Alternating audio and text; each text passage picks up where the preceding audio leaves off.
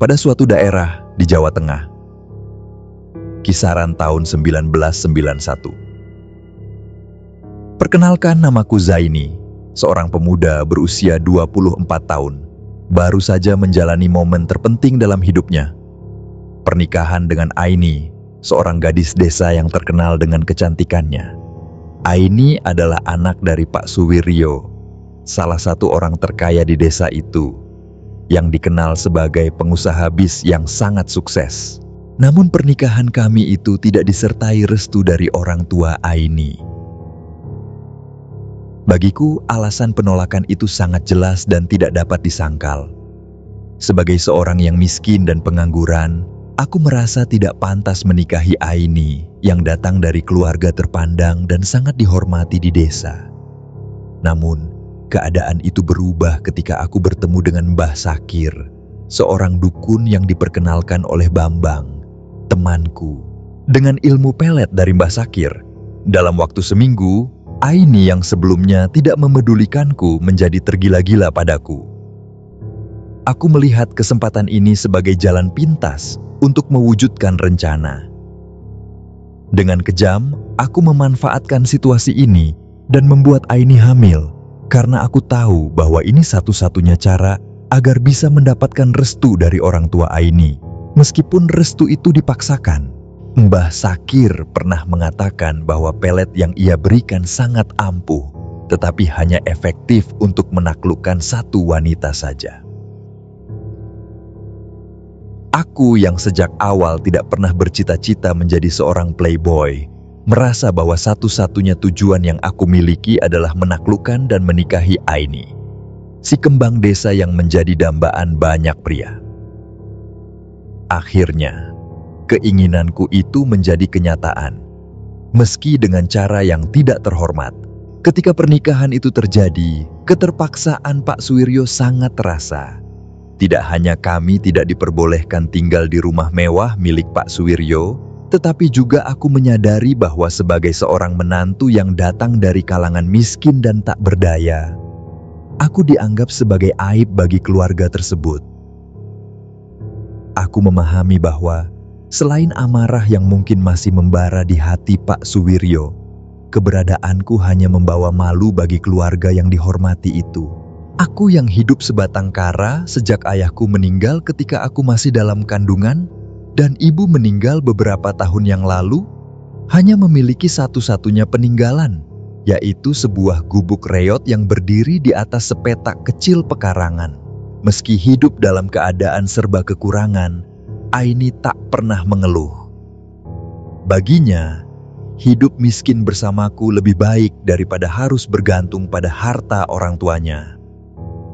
Sifat Aini yang rendah hati dan penerimaan terhadap kondisi menjadi pelipur lara bagi saya di tengah segala kekurangan yang kami hadapi. Meskipun awalnya merasa berat hati, Bu Suwiryo, ibu mertuaku, sesekali mengunjungi kami di gubuk reot itu, membawa kebutuhan pokok dan uang untuk membantu kami bertahan hidup. Namun, semua itu dilakukan tanpa sepengetahuan Pak Suwiryo, yang tampaknya masih belum ikhlas menerima pernikahan tersebut. Bu Suwiryo memang memiliki kepribadian yang jauh berbeda dari suaminya. Ia adalah sosok yang lembut dan penuh kasih sayang, dan perlahan-lahan mulai menerimaku apa adanya. Namun, seperti pepatah yang mengatakan bahwa sepandai-pandainya tupai melompat, pasti akan jatuh juga. Dan hal yang kami takutkan akhirnya terjadi. Suatu hari, Bu Suwiryo tertangkap basah oleh suaminya saat sedang membawakan sembako untuk aku dan Aini. Kejadian itu membuat Pak Suwiryo sangat marah. Dengan amarah yang membara, ia datang bersama beberapa anak buahnya, mengambil kembali semua barang yang dibawa oleh istrinya, termasuk meminta uang yang telah diberikan kepada Aini. Saat itu, aku harus menelan pil pahit ketika hinaan dan cacian yang keluar dari mulut Pak Suwiryo dilontarkan di depan para tetangga. Bagiku, mendengar kalimat-kalimat yang kurang menyenangkan sudah menjadi hal biasa, namun kali ini berbeda. Hinaan itu sangat menyakitkan, terutama karena diucapkan di hadapan banyak orang, menghancurkan harga diriku sebagai seorang pria. Setelah puas melampiaskan kemarahan, Pak Suwiryo akhirnya pulang bersama anak buahnya, meninggalkanku dalam keadaan terhina. Aini, yang menangis tersedu-sedu, mengajakku masuk ke dalam rumah, memberikan pelukan hangat yang sedikit meredakan emosi. Namun, di dalam hatiku, amarah dan dendam mulai tumbuh, dan aku bertekad untuk suatu saat membalas perlakuan mertuaku itu. Malam itu, seorang tetangga sekaligus teman masa kecilku, Yanuar, datang berkunjung. Ia merasa kasihan melihat bagaimana aku dipermalukan di depan para tetangga, dan dengan niat baik, ia menawarkan pekerjaan kepadaku di tempat Pak Winardi, seorang pengusaha beras yang sukses dan masih ada hubungan keluarga dengan Yanuar. Yanuar sendiri bekerja sebagai salah satu orang kepercayaan Pak Winardi dan berharap aku bisa mendapatkan penghidupan yang lebih baik melalui pekerjaan tersebut. Tanpa ragu, aku menerima tawaran itu karena ia tahu bahwa aku membutuhkan pekerjaan tetap untuk bisa bertahan hidup dan menjaga martabatku. Keesokan harinya, sekitar pukul 7 pagi, Yanuar datang menjemputku dengan sepeda motor barunya. Ia bercerita bahwa sepeda motor itu adalah hadiah dari Pak Winardi sebagai bentuk apresiasi atas kerja kerasnya. Selama perjalanan menuju rumah Pak Winardi, Yanuar menceritakan, "Pak Winardi orangnya sangat baik loh. Kalau kamu bekerja dengan baik dan jujur, apapun yang kamu butuhkan untuk mempermudah pekerjaan, pasti akan diberikan." Begitu ucap Yanuar di perjalanan menuju rumah Pak Winardi. Mendengar cerita itu, aku merasa semakin bersemangat untuk memulai pekerjaan itu.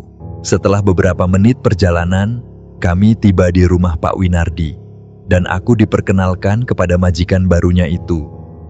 Pak Winardi adalah sosok yang ramah dan bersahaja. Setelah berbincang sejenak, Pak Winardi mempercayakan aku kepada Pak Taufik, mandor bagian gudang. Tugas pertama aku adalah mengangkut karung-karung beras dari gudang menuju truk yang akan mengirimkannya ke para konsumen. Pekerjaan itu sangat menguras tenaga, namun aku merasa bersemangat karena upah harian yang aku terima sebesar Rp3.000, ditambah uang makan sebesar Rp500. Meskipun bukan jumlah yang besar, namun bagiku, itu sudah cukup untuk memenuhi kebutuhan sehari-hari. Mengingat harga beras per kilogram hanya sekitar Rp700. Hari-hari berlalu, aku menjalani pekerjaan itu tanpa mengenal lelah. Aku merasa puas dengan pekerjaan yang kumiliki, dan Aini tampaknya juga senang dengan perubahan yang terjadi dalam hidup kami. Dan sejak kejadian di mana Pak Suwiryo mendatangi rumah kami dan melampiaskan amarahnya, Bu Suwiryo tidak lagi berani memberikan sembako atau uang kepada kami. Aku sadar bahwa aku harus mengandalkan sepenuhnya pada upah yang aku peroleh dari pekerjaan untuk bisa bertahan hidup. Suatu hari, ketika matahari perlahan tenggelam di ufuk barat dan langit mulai berubah warna menjadi jingga kemerahan, aku masih disibukkan oleh tumpukan pekerjaan di gudang beras. Pesanan datang bertubi-tubi, menumpuk seolah tak ada habisnya. Peluh bercucuran di kening, bercampur dengan debu halus yang berasal dari karung-karung beras yang harus kuangkat dan kutata rapi. Setiap kali kupikir pekerjaan hampir selesai, datang lagi truk pengantar dengan muatan baru yang harus segera dibereskan. Hari itu rasanya seakan tak pernah berhenti, dan tubuhku sudah menjerit meminta istirahat. Akhirnya, setelah perjuangan panjang yang penuh kelelahan, sekitar pukul 8 malam, aku bisa menghela napas lega karena semua pekerjaan selesai. Namun, kabar yang kudapatkan setelah itu membuat hatiku sedikit terhenyak. Rupanya Yanuar telah pulang lebih dahulu tanpa sepengetahuanku. Setelah upah kerjaku pada hari itu dibayarkan oleh Pak Taufik, Ia mendekat dengan sikap yang sedikit berbeda dari biasanya. Ada ketegangan yang tak biasa terlihat dari raut wajahnya. Dengan nada suara yang sedikit lebih rendah, ia memberitahuku bahwa Pak Winardi sedang menungguku di teras samping rumahnya. Tanpa memberi penjelasan lebih lanjut, Pak Taufik hanya mengatakan bahwa ada hal penting yang perlu dibicarakan. Tidak banyak berpikir, aku langsung bergegas menuju rumah Pak Winardi, meskipun hatiku penuh tanda tanya dan sedikit rasa was-was. Sesampainya di sana, suasana terasa begitu sunyi, hanya terdengar suara angin yang berdesir pelan di antara pepohonan. Perasaan tak menentu memenuhi pikiranku. Ketika aku tiba di teras rumah, Pak Winardi sudah menungguku dengan sikap yang tenang. Rasanya ada sesuatu yang membuatku merasa kecil di hadapannya, hingga aku pun tak berani menatapnya langsung. Dengan penuh kerendahan hati, aku menyampaikan, "Mohon maaf, Bapak memanggil saya." Pak Winardi dengan suara lembut memberitahuku, "Iya, Yanuar sudah pulang. Kamu pakai saja sepeda motor ini dan bisa kamu pakai seterusnya untuk pulang pergi kerja." Begitu ucap Pak Winardi padaku, seraya memberikan kunci sepeda motor. Tentu saja, meski sepeda motor itu hanya semacam kendaraan dinas, hatiku tetap dipenuhi rasa syukur dan kegembiraan. Dengan tangan yang sedikit gemetar karena perasaan tak percaya, aku menerima kunci itu. Rasanya seperti mendapatkan hadiah besar yang tak pernah kuduga. Namun, suasana yang semula penuh kelegaan itu berubah ketika Pak Winardi tiba-tiba mengucapkan kalimat yang membuatku tersentak. Dia mengatakan bahwa mertuaku, Pak Suwiryo, adalah orang yang kurang ajar, dan suatu hari nanti dia pasti akan menerima balasannya. Kata-kata itu seakan mengguncang batinku. Bagaimana mungkin Pak Winardi tahu tentang masalah keluargaku? Kecurigaanku langsung tertuju pada Yanuar, yang mungkin saja telah menceritakan kejadian ketika Pak Suwiryo menghinaku di depan umum. Mungkin Yanuar merasa kasihan dan tak bisa menahan diri untuk berbagi cerita dengan Pak Winardi. Aku sendiri hanya bisa terpaku mendengarkan sambil berusaha memahami apa yang sebenarnya terjadi. Pak Winardi kemudian mulai bercerita panjang lebar tentang masa lalunya. Ternyata dia bukanlah orang sembarangan. Dulunya dia adalah seorang pengusaha bis antar kota yang cukup sukses. Namun, kesuksesan itu tak berlangsung lama. Mertuaku, Pak Suwiryo, dulunya adalah salah satu sopirnya. Dengan kecerdikan yang licik, Pak Suwiryo berhasil menghasut semua sopir Pak Winardi untuk berhenti bekerja dan membangun usaha mereka sendiri. Pengkhianatan itu membuat usaha bis Pak Winardi bangkrut dalam waktu singkat. Namun, kegagalan itu tidak menghancurkannya. Dengan tekad kuat, Pak Winardi bangkit kembali dan memulai usaha beras yang sekarang dijalankannya dengan sukses. Kisah hidupnya penuh lika-liku, dan semakin mendengarnya, semakin aku merasa kecil di hadapannya. Dia adalah sosok yang tegar dan tangguh, jauh di atas bayanganku. Setelah cerita panjang itu, Pak Winardi mendekatiku. Dengan suara pelan namun penuh keyakinan, dia mengungkapkan rahasia di balik kesuksesannya. Ternyata, usahanya yang sekarang bukan hanya hasil dari kerja keras semata. Ada sesuatu yang lain, sesuatu yang lebih dari sekadar usaha fisik. Dia mengajakku untuk mengikuti caranya, agar aku tak selamanya hidup dalam kemiskinan. Dengan nada serius, dia mengingatkanku akan perlakuan buruk mertuaku dan menawarkan jalan untuk membalas dendam. Katanya, jika aku tertarik, dia akan menunjukkan caranya besok malam. Namun, ada satu syarat. Aku tak boleh menceritakan hal ini kepada siapapun, termasuk Yanuar. Mendengar tawaran itu, pikiranku langsung berputar cepat. Ada kebingungan yang tiba-tiba menyelimuti hatiku. Tapi kemudian, ada juga godaan yang mulai merayap pelan.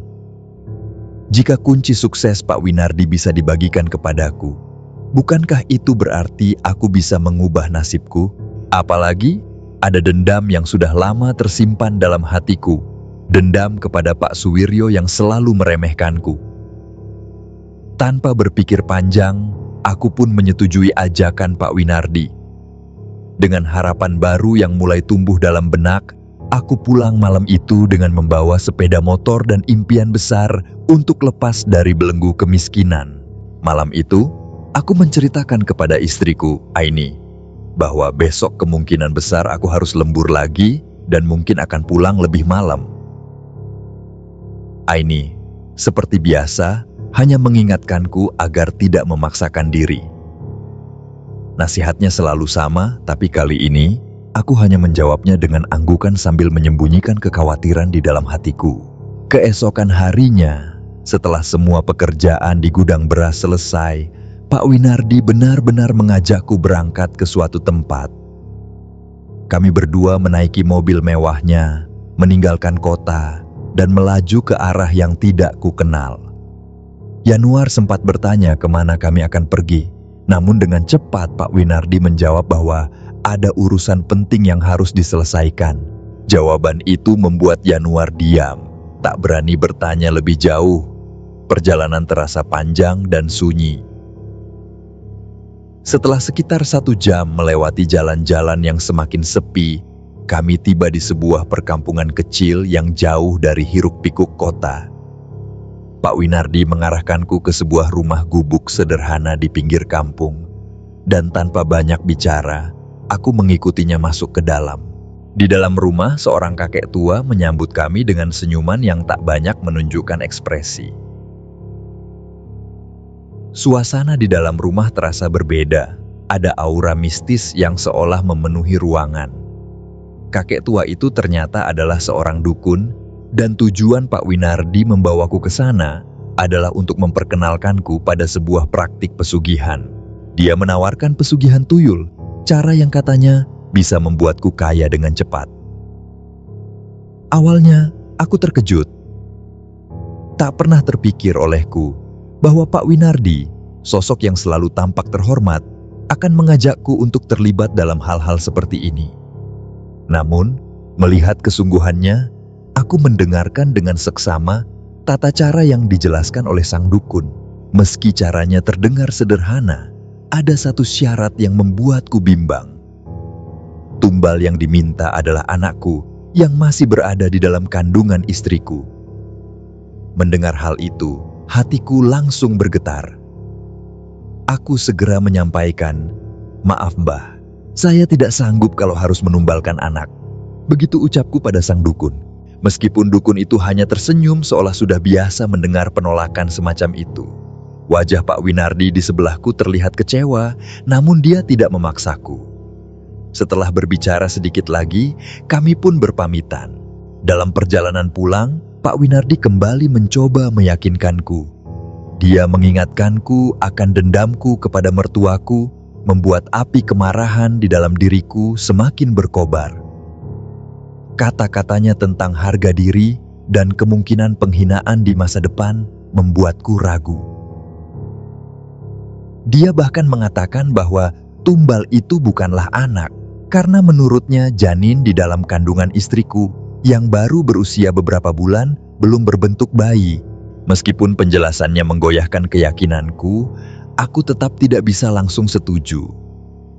Aku merasa perlu mempertimbangkan segala sesuatunya dengan matang. Terlebih lagi, aku harus membicarakan hal ini dengan istriku. Selain menumbalkan calon bayiku, istriku juga harus menyusui tuyul setiap malam sebelum makhluk itu berangkat mencari harta. Hal ini membuat keputusan menjadi semakin berat. Pak Winardi memahami kebimbanganku. Dia mengatakan bahwa aku memang harus berbicara dengan istriku dan mempertimbangkan segalanya sebelum membuat keputusan. Kami berpisah malam itu dengan perasaan yang campur aduk, antara ketakutan, keraguan, dan harapan akan masa depan yang lebih baik. Setelah tiba di rumah, suasana malam yang sepi semakin memperdalam kebimbangan dalam benakku. Aku melangkah pelan ke dalam rumah, berhati-hati agar tak membangunkan Aini yang mungkin sudah terlelap. Ada kekhawatiran yang begitu besar di hatiku. Aku tak sanggup menyampaikan apa yang baru saja kudengar dari Pak Winardi tentang pesugihan itu. Pikiran-pikiran buruk terus menghantui. Bagaimana jika Aini menolak keras? Bagaimana jika dia tidak hanya marah, tetapi juga memilih untuk meninggalkanku? Bayangan-bayangan itu begitu nyata, sehingga aku merasa seluruh keberanianku hilang begitu saja. Malam itu, aku hanya bisa bersembunyi di balik selimut, berusaha memejamkan mata meski pikiran terus bergejolak. Meski tawaran Pak Winardi tampak menarik dengan segala janji kemudahan dan kekayaan, aku tetap tak mampu memutuskan sebelum ada persetujuan dari Aini. Tapi, menyampaikan hal itu saja sudah terasa seperti tugas berat yang tak mampu aku pikul malam itu. Pagi harinya, dengan perasaan yang masih bimbang, aku melangkah keluar rumah. Aku belum sempat membahas hal itu dengan Aini, namun aku tahu bahwa aku tak bisa menghindari Pak Winardi terlalu lama. Seperti yang sudah kuduga, setibanya di tempat biasa kami bertemu, Pak Winardi langsung mendekat dan tanpa basa-basi menanyakan keputusanku. Hatiku berdegup kencang, dan tanpa berpikir panjang aku berbohong, mengatakan bahwa istriku tak setuju. Namun, alih-alih kecewa atau marah, Pak Winardi justru tersenyum tipis. Perkataannya yang tenang dan penuh keyakinan sungguh di luar dugaanku. Ia mengatakan, kalau hanya itu masalahnya, tenang saja, Mbah Dukun bisa mengatasi itu. Nanti malam aku akan ke sana lagi, kamu nggak usah ikutlah. Besok akan ada kabar baik untukmu. Rasa heranku semakin besar ketika melihat betapa antusiasnya Pak Winardi dalam membantuku menjalani pesugihan ini. Ada sesuatu yang terasa janggal, namun entah mengapa aku memilih untuk tidak mempertanyakannya lebih lanjut. Aku hanya bisa mengangguk setuju dan membiarkan semuanya berjalan seperti yang direncanakan. Aku menunggu dengan cemas, berharap kabar yang dibawa Pak Winardi esok harinya akan benar-benar membawa kelegaan. Benar saja, keesokan harinya, Pak Winardi datang membawa sebotol air putih yang katanya harus kuberikan kepada Aini. Menurutnya, air itu memiliki kekuatan yang luar biasa. Jika Aini meminumnya, apapun yang kukatakan atau kuminta, dia akan menuruti tanpa banyak pertanyaan. Kata-kata Pak Winardi menggema dalam pikiranku sepanjang hari, membuatku gelisah namun juga penuh harapan. Malamnya, dengan sedikit keraguan, aku memberikan air itu kepada Aini. Aku berbohong, mengatakan bahwa air tersebut berasal dari seorang dukun bayi yang bisa memberikan kesehatan bagi janinnya dan membantu proses kelahiran yang lancar. Tanpa ragu, Aini meminum air tersebut, sementara aku masih merasa ragu untuk membahas pesugihan. Malam itu aku kembali memilih untuk tidur, menunggu efek dari air tersebut hingga pagi tiba. Saat matahari mulai menyinari pagi, aku memberanikan diri untuk membicarakan hal yang selama ini kurahasiakan. Sebelum berangkat kerja, aku mendekati Aini dan dengan suara setengah berbisik, aku mengungkapkan isi pikiranku yang selama ini terpendam. Aku menanyakan padanya, Aini, apa kamu tidak bosan kita hidup miskin? Gimana kalau kita melakukan pesugihan? Sesaat aku terdiam menunggu reaksi dari istriku, dan betapa terkejutnya aku ketika Aini tanpa ragu langsung menyetujui ide tersebut. Bahkan, ketika aku menjelaskan bahwa tumbal dari ritual itu adalah bayi yang sedang dikandungnya, Aini tetap setuju. Tak ada sedikit pun tanda kesedihan atau penolakan di wajahnya. Sebaliknya, ia dengan tenang mengatakan bahwa apa yang dikandungnya belum benar-benar menjadi seorang bayi. Jadi, menurutnya, itu bukanlah pengorbanan yang besar. Dengan persetujuan dari Aini, tekadku semakin bulat. Aku merasa semua beban keraguan terangkat dari pundakku. Pagi itu juga, aku menemui Pak Winardi dan memberitahunya bahwa Aini sudah setuju. Wajah Pak Winardi seketika berubah cerah. Ia tampak sangat senang mendengar kabar itu. Tanpa menunda, ia segera mengambil kalender dan dengan serius memilih tanggal yang tepat untuk melakukan ritual di rumah Mbah Dukun. Setelah menemukan tanggal yang dirasa cocok, ia melingkari hari Jumat Kliwon dengan spidol merah, menunjukkan bahwa hanya 3 hari lagi kami akan menjalani ritual tersebut. Aku mengangguk dan kembali menjalani hari-hariku seperti biasa. Meskipun dalam benakku terus berputar pikiran tentang apa yang akan terjadi selanjutnya. Ketika malam tiba, aku memberitahu Aini bahwa pada hari Jumat Kliwon nanti, kami akan pergi ke rumah Mbah Dukun bersama Pak Winardi. Reaksi Aini sangat positif, ia tampak berseri-seri mendengar rencana itu. Waktu terus berjalan, dan akhirnya hari yang telah ditentukan pun tiba. Seusai maghrib, aku dan Aini berangkat menuju rumah Pak Winardi. Di sana, dia sudah siap menjemput kami untuk mengantar ke rumah Mbah Dukun yang terletak cukup jauh dari desa kami. Sepanjang perjalanan, rasa penasaran terus menggelayuti pikiranku. Aku sempat bertanya kepada Pak Winardi tentang wujud tuyul yang akan kami dapatkan dan apa saja yang harus kami lakukan selama ritual. Namun, Pak Winardi hanya menjawab singkat, mengatakan bahwa Mbah Dukun yang akan menjelaskan semuanya nanti. Sesampainya di rumah Mbah Dukun, suasana mistis segera menyelimuti kami. Ritual dimulai dengan segera. Aku dan Aini didudukkan sejajar layaknya sepasang pengantin. Wangi bunga melati menguar di udara saat kalung bunga melati dikalungkan ke leher kami. Setelah itu, air kembang 7 rupa digunakan untuk memandikan kami, menambah suasana yang semakin ganjil dan menakutkan. Setelah prosesi mandi selesai, kami dibawa masuk ke dalam sebuah kamar yang penuh dengan berbagai macam benda-benda ritual. Di sana, di hadapan kami, Mbah Dukun menunjukkan sebuah patung kecil yang bentuknya menyerupai boneka. Patung itu terlihat seperti terbuat dari tanah liat, dengan bentuk yang sangat sederhana, namun tampak memiliki kekuatan mistis yang besar. Mbah Dukun menjelaskan bahwa patung itu adalah wadah bagi tuyul yang akan membantu kami mencapai kekayaan. Namun, untuk membangkitkan tuyul itu dan menjalin ikatan dengannya, diperlukan darah dari kami berdua yang akan dioleskan pada patung tersebut. Aku merasakan tangan gemetar dan bulu kuduku berdiri saat mendengar penjelasan itu. Rasanya sulit untuk dipercaya bahwa aku dan Aini, istriku yang selama ini begitu kucintai, kini terlibat dalam ritual mistis yang penuh dengan hal-hal tak masuk akal ini. Namun kami sudah terlanjur melangkah terlalu jauh untuk mundur. Mbah Dukun kemudian mengambil jarum kecil dan menyiapkan jari tengah kami untuk ditusuk. Aku melihat wajah Aini yang ketakutan, terutama karena dia sangat takut dengan jarum suntik. Namun, setelah menghirup napas dalam-dalam berkali-kali, Aini akhirnya siap untuk menjalani bagian dari ritual ini. Darah dari jari kami pun mulai menetes, dan dengan hati-hati dioleskan pada patung kecil itu.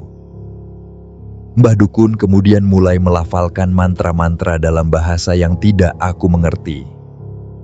Beberapa saat kemudian, asap tipis mulai mengepul dari patung tersebut. Asap itu perlahan menebal dan seketika berubah menjadi sosok anak kecil.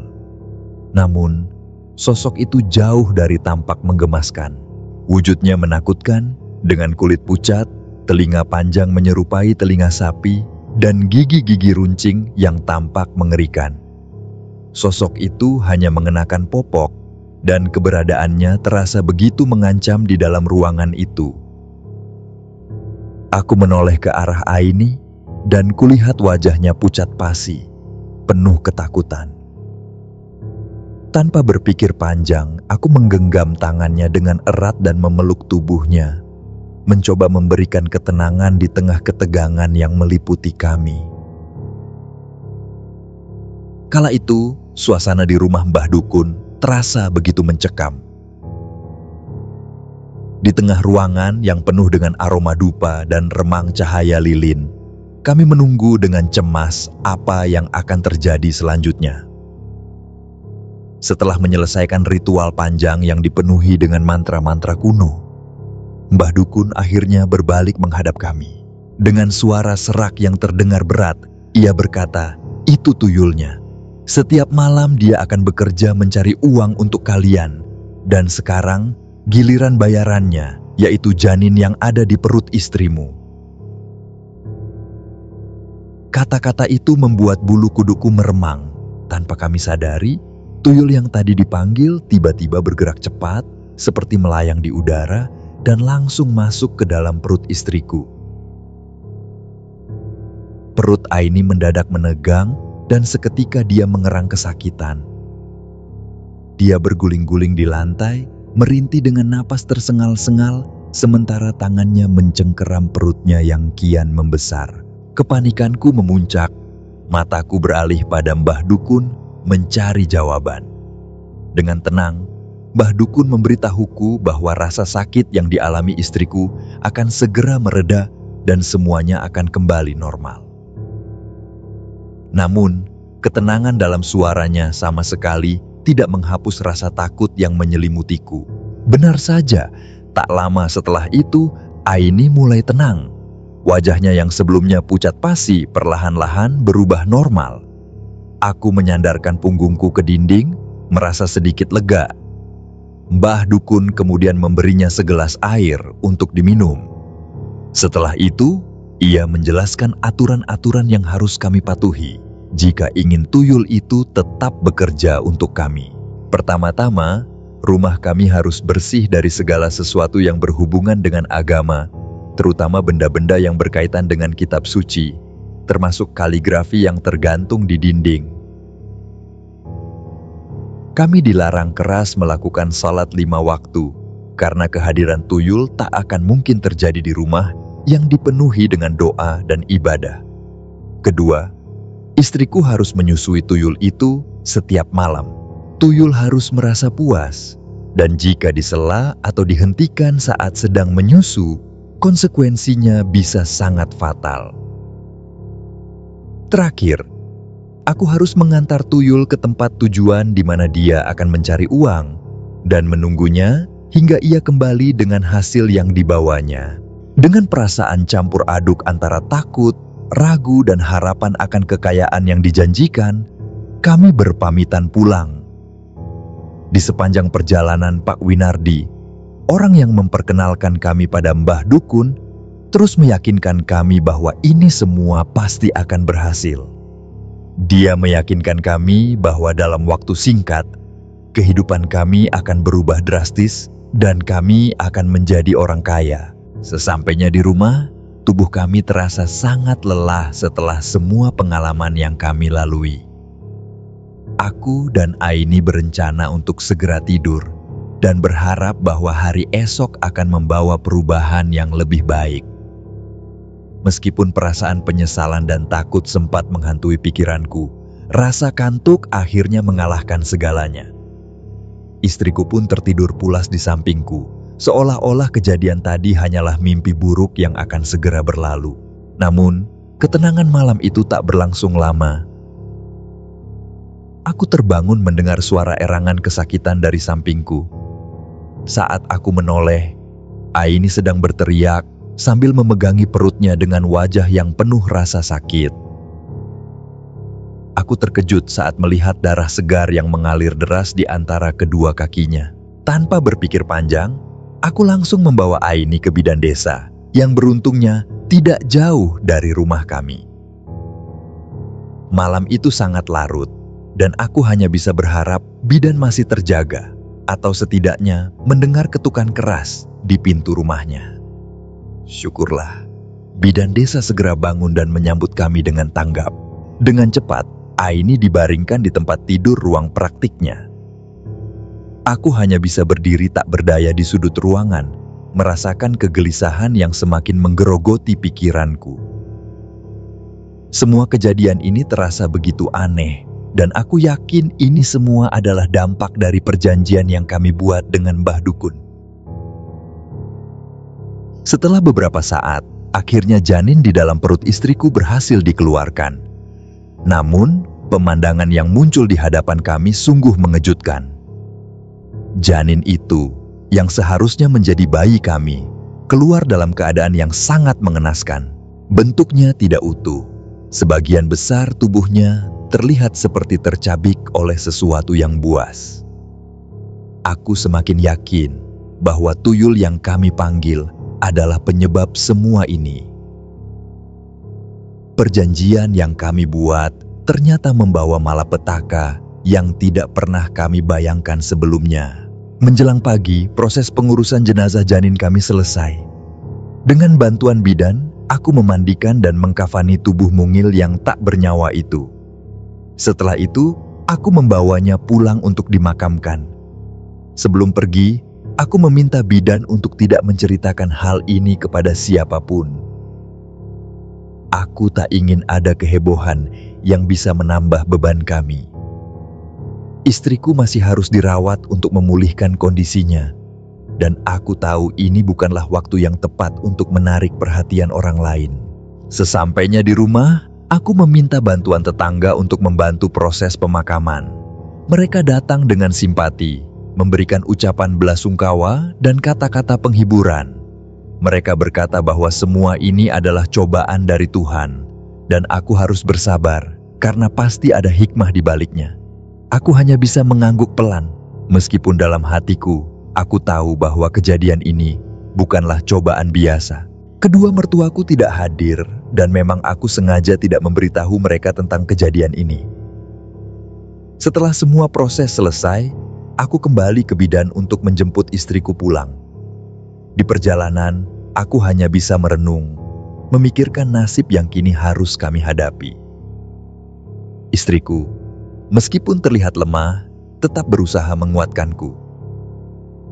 Baginya, semua ini adalah bagian dari risiko yang harus diambil demi meraih kesuksesan yang telah dijanjikan. Malamnya, setelah semuanya tampak tenang, kami duduk berdua di kamar. Suasana yang semula hening tiba-tiba berubah ketika terdengar suara tawa kecil, seperti suara anak kecil. Aku dan Aini saling berpandangan, dan di depan kami tiba-tiba muncul sosok tuyul. Tubuh kecilnya terlihat persis seperti yang kulihat di rumah Mbah Dukun. Tanpa berkata apa-apa, tuyul itu menunjuk payudara istriku, menuntut untuk disusui. Dengan sedikit ragu, Aini membiarkannya naik ke pangkuannya. Tuyul itu tampak begitu rakus, menyusu dengan lahap seakan-akan dia sangat kelaparan. Aku melihat istriku berkali-kali menahan rasa sakit, tapi dia tetap membiarkan tuyul itu menyusu hingga puas. Setelah sekitar 10 menit berlalu, tuyul itu akhirnya berhenti. Tanpa ragu, dia menarik tanganku dan mengajakku keluar rumah. Aku mengerti bahwa dia sudah siap untuk bekerja, mencari uang seperti yang telah dijanjikan. Dengan cepat, aku membawa tuyul itu keluar rumah, menaikkannya ke pundakku, dan kami pergi dengan sepeda motor. Anehnya, semua rasa takut yang sempat menghantuiku menghilang. Aku teringat kata-kata Mbah Dukun bahwa orang lain tidak akan bisa melihat tuyul itu, dan aku merasa sedikit lebih tenang. Target pertama kami adalah rumah Pak Suwiryo, mertuaku. Tanpa sepengetahuan istriku, aku memilihnya sebagai tujuan pertama. Sekitar 200 meter dari rumahnya, aku menurunkan tuyul dari pundakku dan menunjuk ke arah rumah itu. Dengan cepat, tuyul itu berlari menuju rumah mertuaku, dan aku menunggu di atas motor. Setengah jam kemudian, tuyul itu kembali dengan membawa hasil buruannya. Sesampainya di rumah, tuyul itu mengeluarkan lembaran-lembaran uang dari popoknya. Aku dan Aini menghitung uang itu, dan totalnya mencapai Rp960.000. Jumlah yang sangat besar bagi kami, dan itu hanya awal dari apa yang akan datang. Aku berada di ruang tengah rumahku yang sederhana, dengan perasaan bercampur aduk. Istriku, Aini, berada di sampingku, dan kami berdua berpelukan erat. Pandangannya tampak berbinar-binar, seolah ada secercah harapan yang mengintip di balik semua kelelahan yang kami hadapi akhir-akhir ini. Aku tahu betul bagaimana masa lalunya, tumbuh besar dalam gelimang kemewahan yang selalu mengelilinginya sejak kecil. Hidupnya tak pernah kekurangan, hingga akhirnya nasib membawa kami pada kehidupan yang jauh lebih sederhana. Beberapa bulan terakhir ini, kami harus berjuang bersama di tengah segala keterbatasan, dan aku bisa merasakan betapa sulitnya bagi Aini untuk beradaptasi.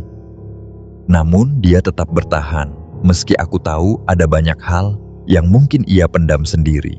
Waktu berlalu dengan cepat, hadirnya sosok tuyul yang bekerja di rumah kami menjadi bagian dari rutinitas yang tak terelakkan.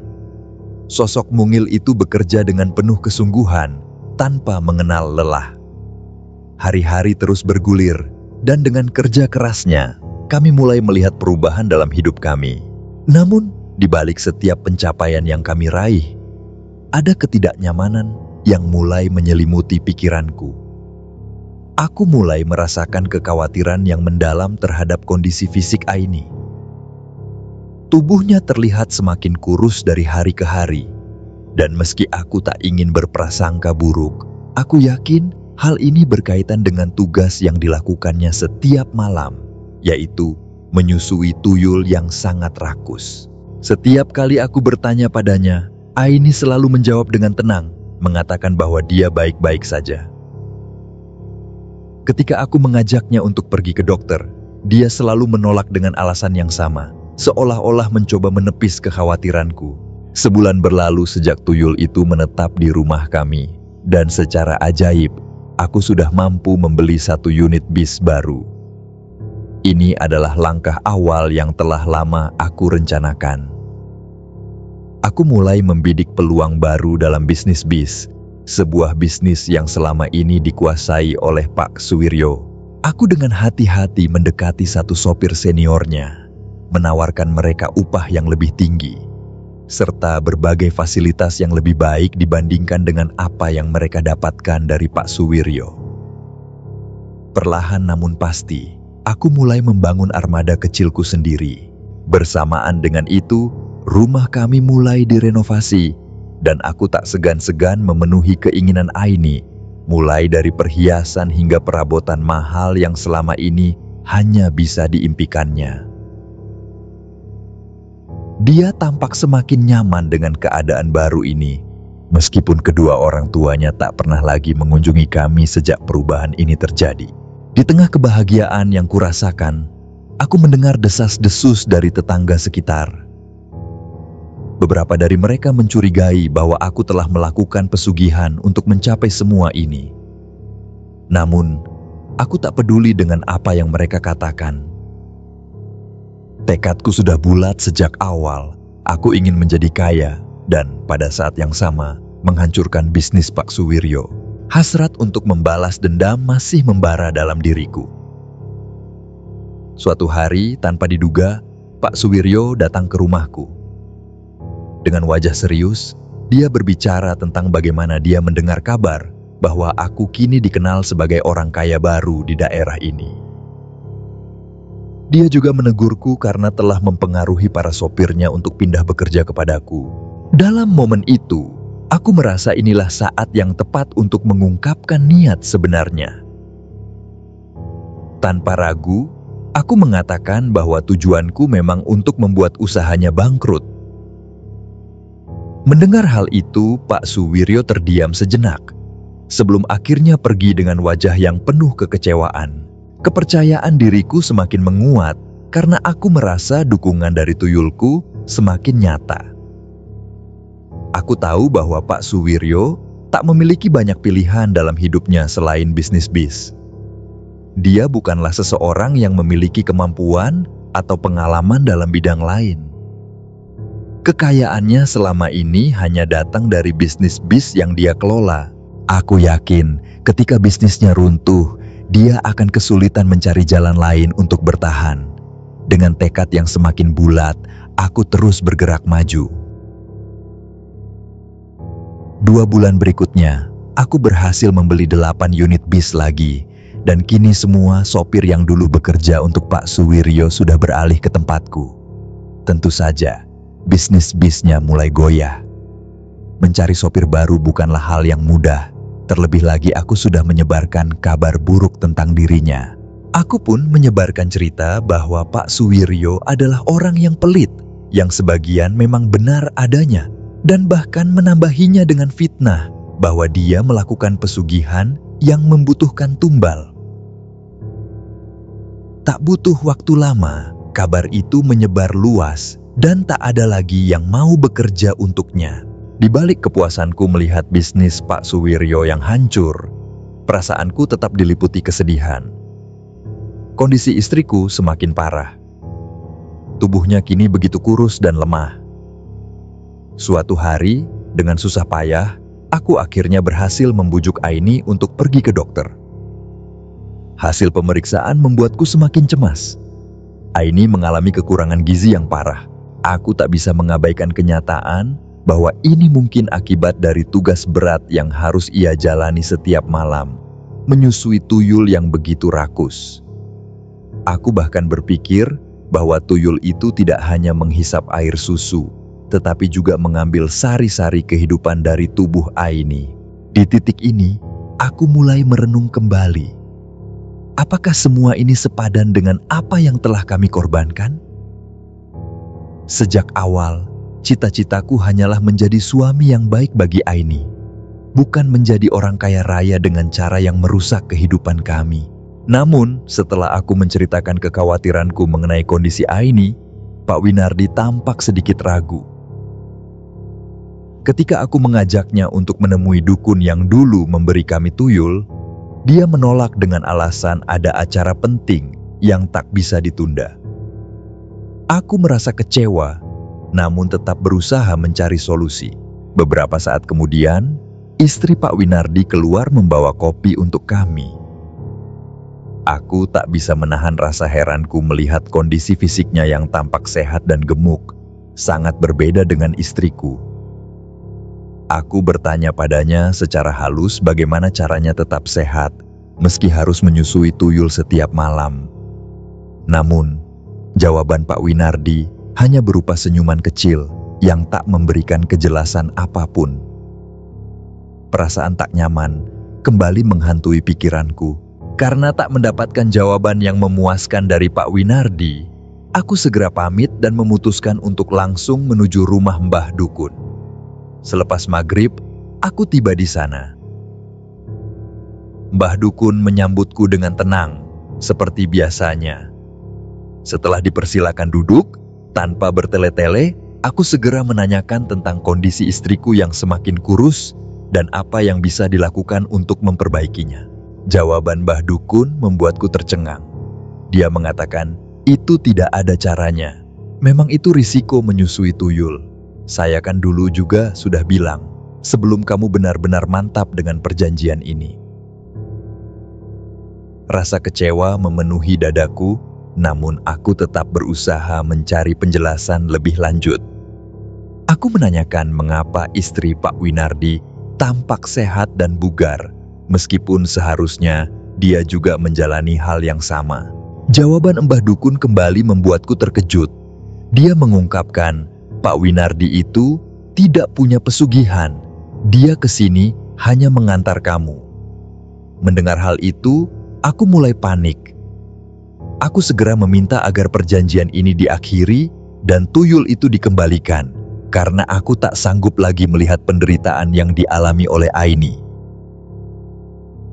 Kata-kata dukun itu menimbulkan ketakutan yang semakin mencekam. Ia mengingatkan bahwa segala perjanjian yang telah dibuat tidak bisa dibatalkan. Sebuah konsekuensi yang sudah menjadi takdir dan risiko yang harus kami tanggung. Pernyataannya menambah beban yang sudah menumpuk di dalam hatiku, membuatku merasa semakin terperangkap dalam jebakan yang tak ada jalan keluarnya.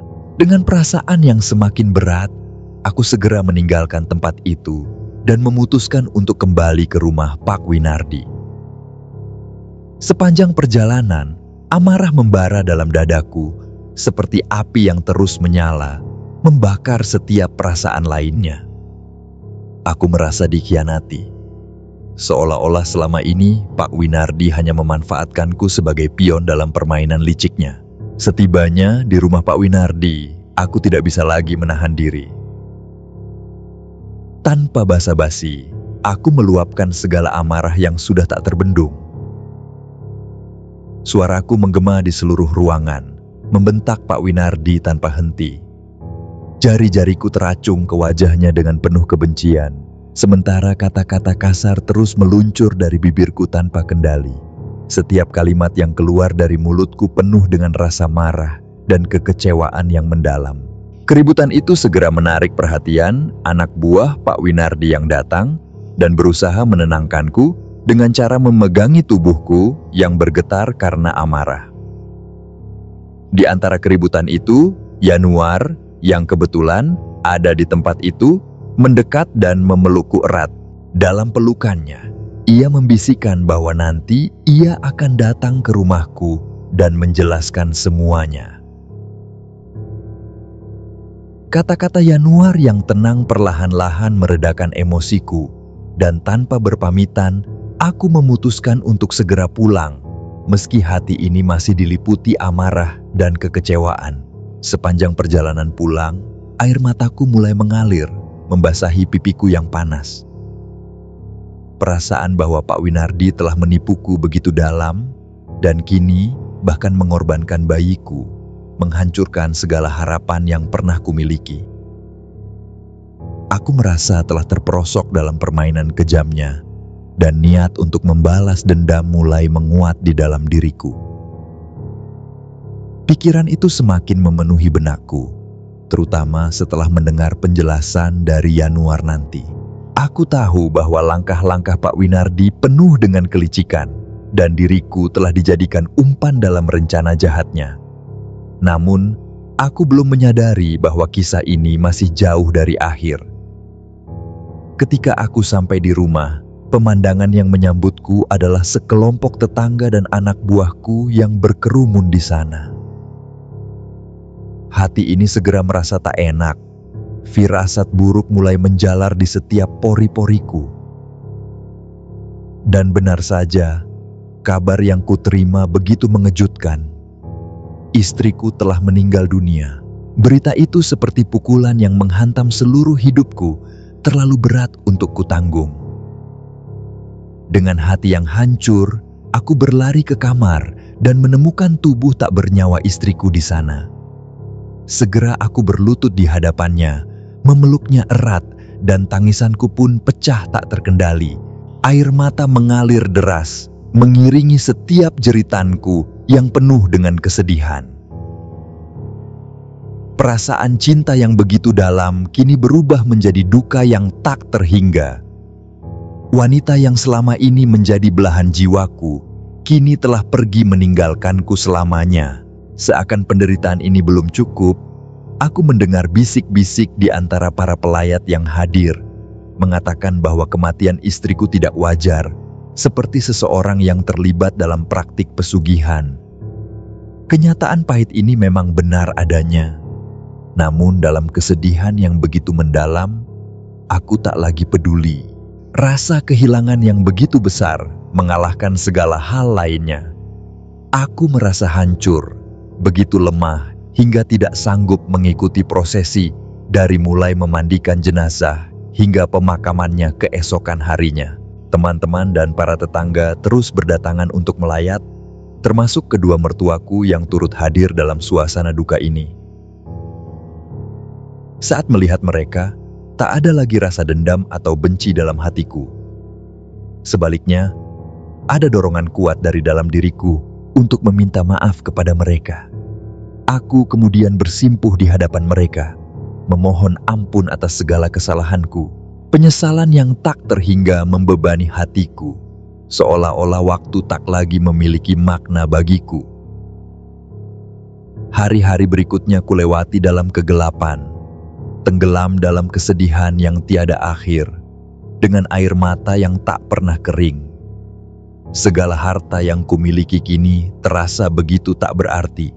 Aku bahkan mengurung diri di kamar, enggan untuk keluar, seolah-olah dunia luar tak lagi ada. Apapun yang terjadi di luar sana, aku tak lagi peduli. Untuk sekadar makan dan mandi pun, aku harus dibujuk dan dipaksa oleh Bu Suwiryo, ibu mertuaku, yang selama ini selalu memperlakukanku dengan baik sejak awal pernikahanku dengan Aini. Setelah 7 hari berlalu sejak kepergian Aini, Yanuar datang menemuiku. Ia menceritakan semuanya, membuka tabir kelicikan Pak Winardi yang selama ini tersembunyi. Ternyata, sejak pertemuan pertama kami, semua itu sudah merupakan bagian dari rencana Pak Winardi. Ia memang bermaksud membalas dendam kepada mertuaku, dan akulah yang dijadikan sebagai pion dalam permainan liciknya. Penjelasan Yanuar itu seperti menyiramkan bensin ke atas bara api di dalam dadaku, membangkitkan kembali amarah yang sempat mereda. Tanpa berpikir panjang, aku berlari ke dapur dan mengambil sebilah parang yang panjang.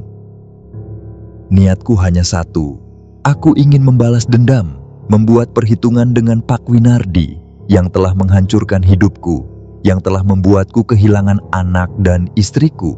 Namun, Yanuar segera mencegahku. Dengan bantuan Pak Suwiryo, yang kebetulan baru datang, mereka berhasil merampas parang dari tanganku dan memaksaku duduk di kursi. Kalimat yang diucapkan Yanuar setelah itu sungguh mengejutkanku. Ia mengabarkan bahwa Pak Winardi telah meninggal dunia 2 hari yang lalu akibat kecelakaan mobil saat ia sedang mengantar beras. Berita itu seketika meruntuhkan seluruh amarah yang tadi menyala di dalam diriku. Aku terduduk lemas dan tubuhku jatuh berlutut di lantai. Air mata kembali mengalir deras, menambah kekacauan yang sudah melanda pikiranku. Pak Suwiryo lalu memelukku erat, mencoba menenangkan diriku yang sudah tak lagi mampu berpikir jernih. Dalam pelukan itu, ia berbisik di telingaku, mengingatkan untuk bersabar dan tabah menghadapi cobaan ini. Dalam tangisan yang tak kunjung berhenti, aku melafalkan doa dalam hati, memohon agar anak dan istriku serta Pak Winardi diampuni dosa-dosanya. Entah mengapa, perasaan iba tiba-tiba muncul dalam diriku terhadap Pak Winardi. Dendam yang tadinya berkobar kini perlahan memudar, digantikan oleh rasa belas kasihan. Doa-doa itu terus berkumandang dalam hatiku. Meski dalam keraguan yang mendalam, aku bertanya pada diri sendiri, apakah seorang seperti diriku, yang telah melakukan begitu banyak dosa, masih layak menggumamkan doa-doa itu? Baiklah, sekian dulu episode kali ini. Terima kasih buat kawan-kawan yang telah mendengarkan kisah ini. Bagaimana menurut pendapat kalian dari cerita ini? Bisa ditulis di kolom komentar. Sebelumnya saya mohon maaf apabila ada kesalahan dalam berkata-kata atau ada kata-kata yang kurang berkenan dalam video ini. Dan juga saya berterima kasih banyak untuk kawan-kawan semua yang selalu mendukung dan support channel ini dengan subscribe, like, dan share cerita ini. Dan saya Sandi undur diri. Selalu jaga kesehatan untuk kawan semuanya. Semoga sukses dan selalu bahagia. Dan sampai jumpa lagi di kisah kami selanjutnya.